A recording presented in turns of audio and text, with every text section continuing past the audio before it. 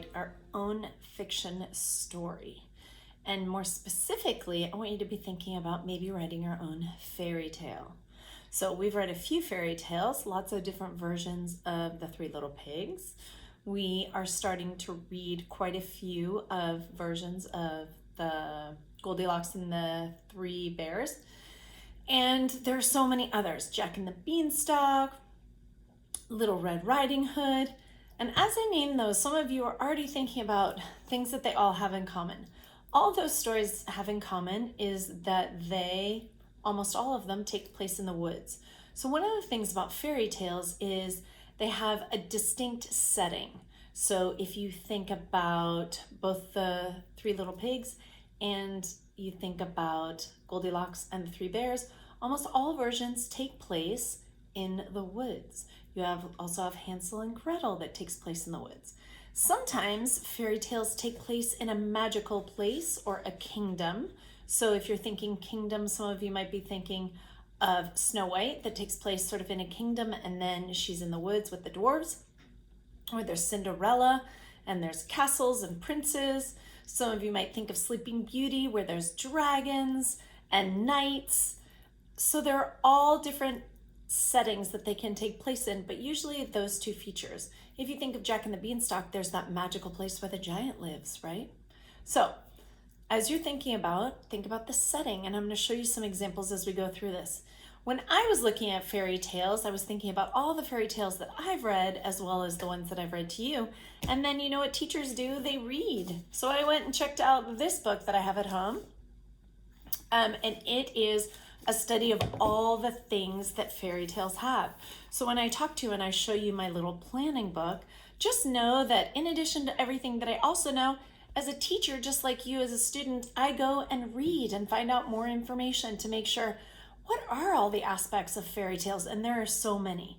So as I read them and give you some examples, I want you to be thinking about, what sounds good to me for my story? Let's get started. Hi friends, today we are looking at fairy tales and writing fairy tales. But before you start writing a fairy tale, you need to know, well, what does a fairy tale have? Now remember, fairy tales are fiction. Sometimes that fiction is animal fantasy. Sometimes it's just fantasy. Remember, animal fantasy fiction has animals that talk, which you see in Goldilocks and the Three Bears. You see it in the Three Little Pigs. You've seen it in quite a few stories. Sometimes your characters have, it's more of fantasy where you have princesses and fairies with knights and magic. There isn't any magic in the Three Little Pigs or in Goldilocks and the Three Bears. So that's just one part. You also have settings that make fairy tales kind of special. So they start maybe in a castle, in a village, in the forest. So both versions of the Three Little Pigs and Goldilocks and the Three Bears, they're in a forest.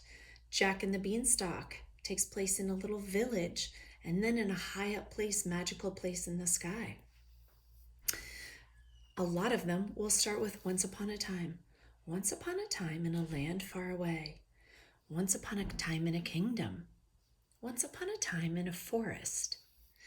The other things that a fairy tale has are specific stories of events. You have magical events, things like Cinderella, where she has her fairy godmother gives her her wish, and then she gets to go to the ball in a carriage with her glass slippers and her beautiful gown. But there's always conditions, right? She has to be back by midnight. You have stories with a good guy and a bad guy. Remember?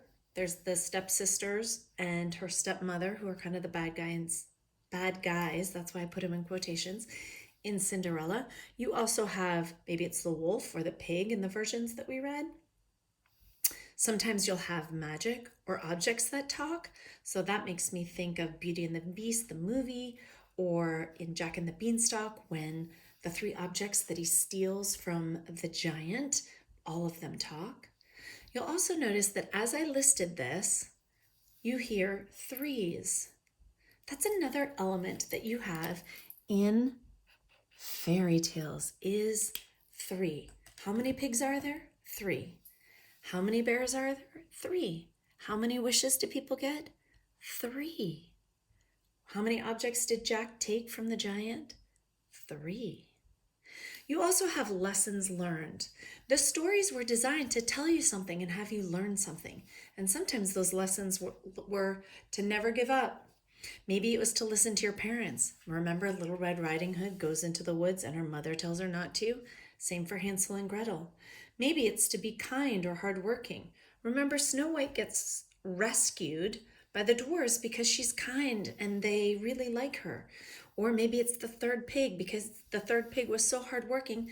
That's the reason that the pigs were saved, is that they all went to his house. So those are pieces that I want you to think about. So as we look at your writing, here's sort of your checklist. I want you to be thinking about your characters, and I want you to start drawing some characters. Then think about your setting. Is it going to take place in the forest, the woods, the castle, a village, a magical place? Once you think of those, then you can decide on your problem. There's always a problem in a fairy tale.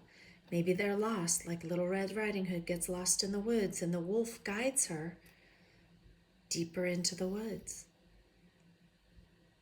Or in the case of Goldilocks and the Three Bears, the problem was there was a person in their house.